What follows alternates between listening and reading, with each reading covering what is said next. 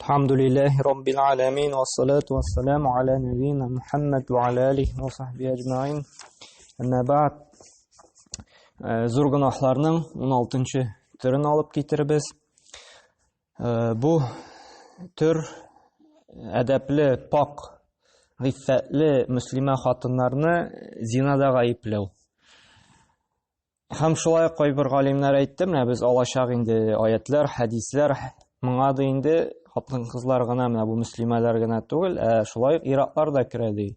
Чөнки аларны да зинада гаепләргә мөмкиннәр ди.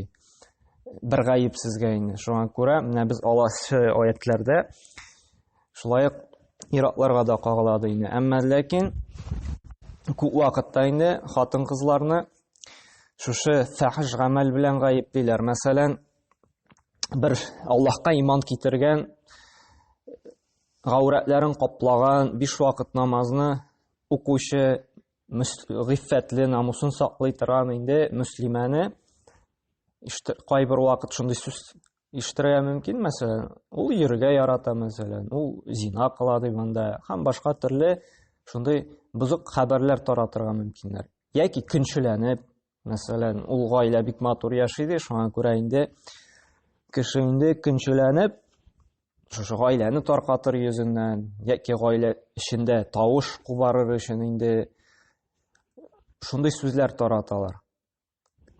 Нәрсәдә? Шушы намузын пычратырга телиләр. Һәм Аллаһ Тәгалә аятләрдә һәм Пәйгамбәрнең хәдисләрендә кем дәлилсез, шаһидсез, кемне дә булса берәр мөслимәнеме яки мусульман иренме инде зинада, шушы фәхишлек, явыз гамәлдә гаепли икән дә, бу кеше инде Аллаһның ләгънәтендә булачак һәм Аллаһның бик каты газабы булачак диде. Шуңа күрә бигрәк тә менә бу фәхиш эш кешенең намусын боза торган гамәл.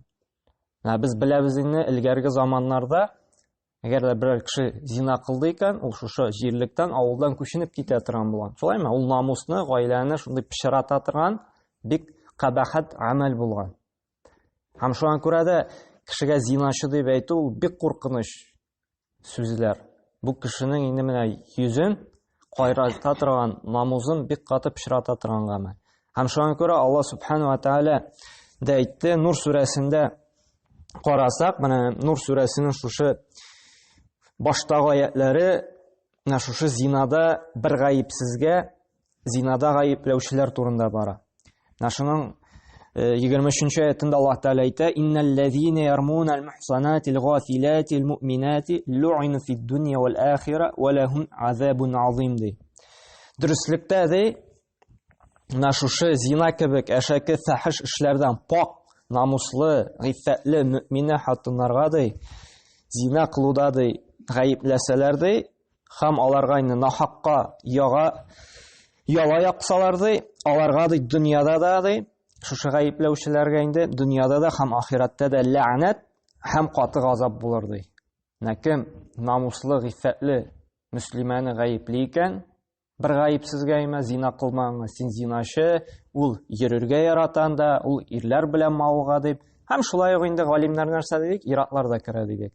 Әгәр дә мусульман ирләрен шулай ук үз намусын саклый торган ирләрне әйтәләр икән, ул хатын-кызлар белән шуалырга ярата. Русча әйтсәк инде намекать итә, зина кылып йөри дип инде. Бер гаепсезгә дәлилләре, шаһидләре юк икән, нәрсә ди? Аларга ләгънәт булыр ди, һәм бу дөньяда да, һәм ахират дөньясында да каты газап булыр ди. Һәм дәвам итеп әйтә Аллаһ Субхану ва Тәгалә кыямәт көнендә дә ди, аларның ди телләре ди, куллары ди, аяклары ди, кылган гамәлләре турында ди хуҗаларына каршы шаһидлек бирерләр ди. Һәм ди ул көнне ди Аллаһ Тәгаләгә аларга ди хак диннәре буенча тиешле җәзаларын тулысы белән бирер, һәм алар шунда Аллаһның ачык хакыйкать икәнен белерләр ди. Менә бу аятлар нәрсәне раслый? Кыямәт көнендә ди, менә безнең телләребез безгә каршы инде шаһидлек бирерләр ди. Раббым ди, минем хуҗам ди, шушы минем белән ди, ягъни теле әйтәчәк, гайбәт сөйләде ди, нахакка ди, кешегә ди яла якты ди, бер гаепсез пак, гыйффәтле, мәсәлән, мөслимәләрне ди зинада гаепләде ди, үләксә ите ашады ди, ягъни гайбәт сөйләде ди, кешене рәнҗетте ди. Ягъни теле кыямәт көндә аңа каршы шаһитлек бирде. Һәм куллары да Раббым, минем хуҗам ди, шушы син бергән, шушы сәламәт куллар белән гынах кылды, хәмер эчте, кеше әйберен урлады, кешегә сукты, кешегә зулымлык кылды шушы куллары белән. Шулай итеп, куллары ди, кыямәт көндә аңа каршы шаһитлек бирде. Һәм аяклары да ди, шулай Раббым бер Аллаһ, менә минем хуҗам шушы аяклар белән гынахлы җиргә барды ди. Яки шушы аяклар белән инде гынах кылына торган сәфәрләргә чыкты ди. Аңа каршы шаһитлек бирде. Һәм ди нәрсә ди? Аллаһ Тәгалә шушы кешеләргә инде тиешле җәзасын бирде һәм бу көннең инде хакыйкать икәненә инанырлар ди. Чөнки бу дөньяда менә буларны ишеткәч, кайбер кеше эченнән генә уйлап утырырга мөмкин инде. Шулай, нинди әкият сөйли инде бу? Нинди әкият нәрсә инде бу? Теге легенда, миф дип, шулаймы? Кайбер кешеләр ишетергә мөмкин бит. Легенда ди, миф ди, көләргә мөмкин, ышанмаска мөмкин, мыскыл итәргә мөмкин. Әмма ләкин кыямәт көнендә ди, менә шушы көлгәннәре өчен, уйлаганнары өчен хакыйкать икәненә инаныр ди кыямәт көнендә. Бу көндә инде ул көлә алмас, киресенчә бик каты елыячак. Чөнки Аллаһ Тәгалә ышандырачак. Ул безгә якты көн кебек ачык булачак шушы кыямәт көненең барлыгы. Һәм инде шушы тәне агзалары безгә каршы шаһитлек бирәчәк, без кылган гынахларыбызга каршы. Һәм шул ук Нур сүрәсендә Аллаһ Тәгалә әйтә: "Валлазина ярмуна аль-мухсанати thumma lam ya'tu bi arba'ati shuhada fajliduhu 80 jaldah." Зинадан пак булган инде гыйффәтле хатыннарны зинашы дип сүгүчеләр ди, үзләренең сүзләренә ди дәлил итеп 4 шаһид китерсеннәр ди. Әгәр дә шушы 4 шаһидны китерә алмасалар ди, аларга ди 80 мәртәбә ди, нәрсә ди? Шибыркы белән сугыгыз ди. Камчы белән ди, камчылагыз ди, сугыгыз ди. Һәм инде шушы кешеләр дә инде 4 шаһидлекне китерә алмасалар, шушы 80 камчы белән суккач инде аларның шаһидлекләрен бүтән бер кайчан да кабул итмәгез ди.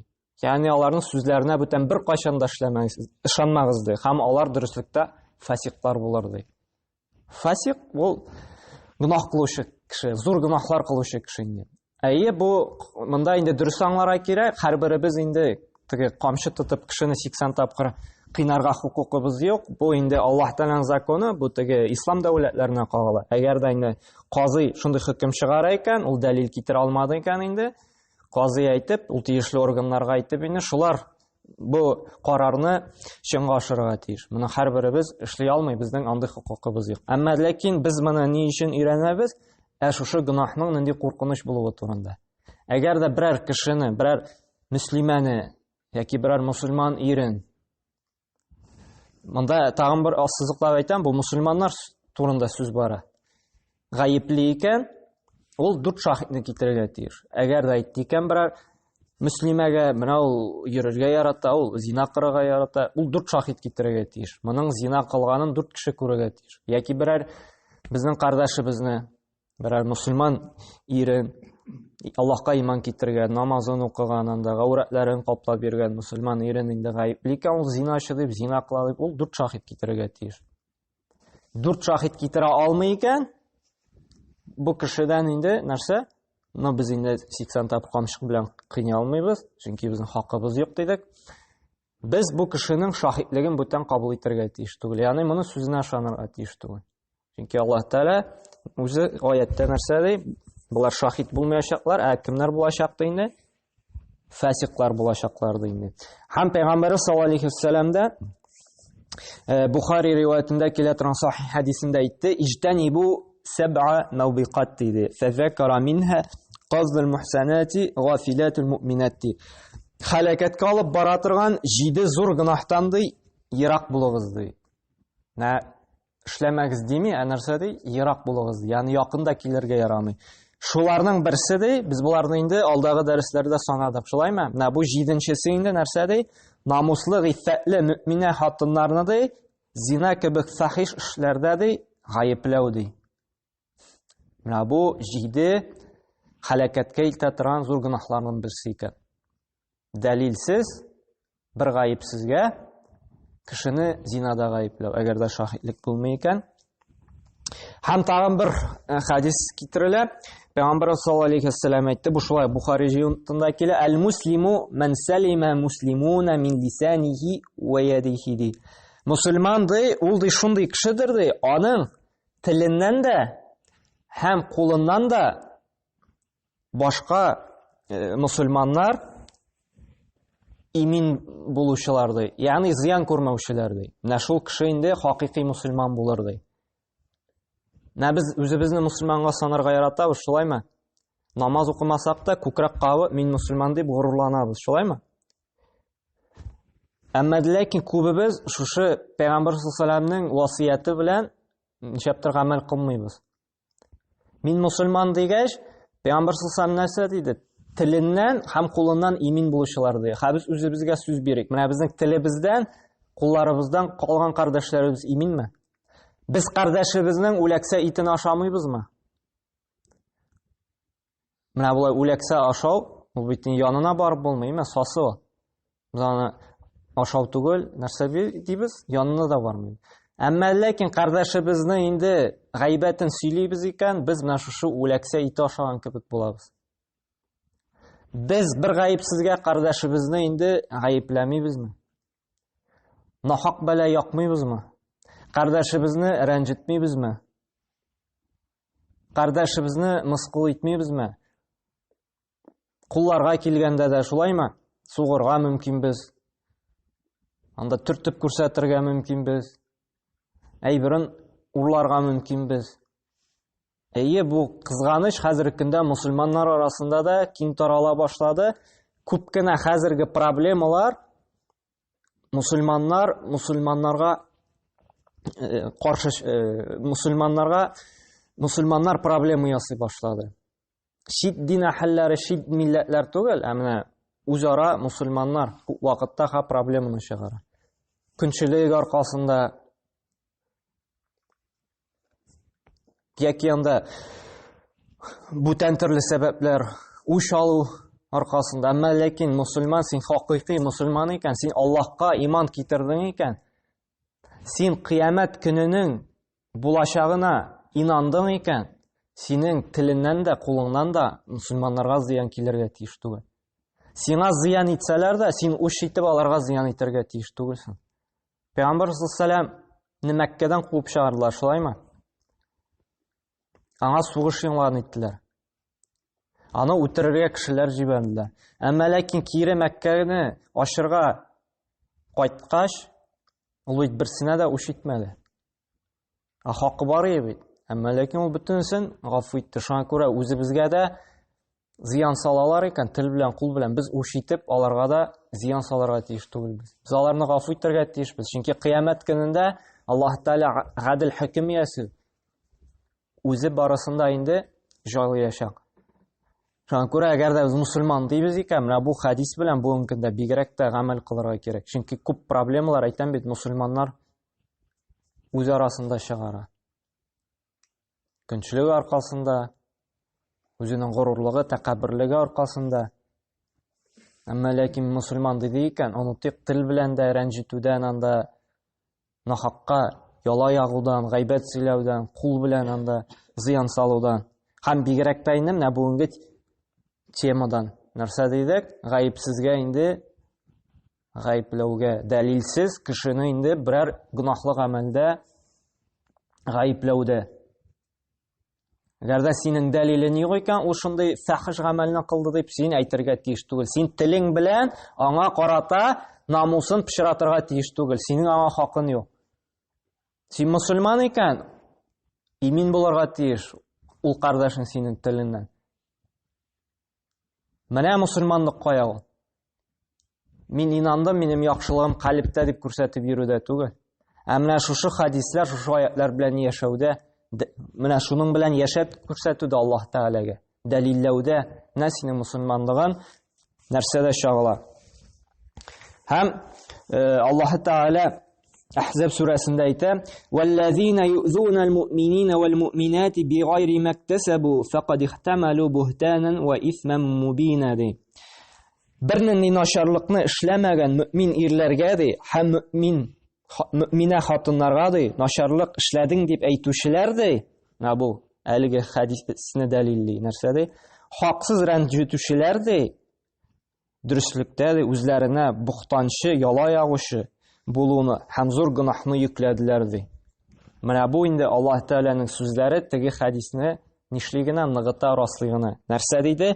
Бер нинди начарлыкны эшләмәгән мөмин ирләргә һәм мөминә хатыннарга начарлык эшләдең дип әйтүчеләр хаксыз рәнҗетүчеләр дөреслектә үзләренә бухтанчы, яла ягучы булуны һәм зур гөнаһны йөкләделәр.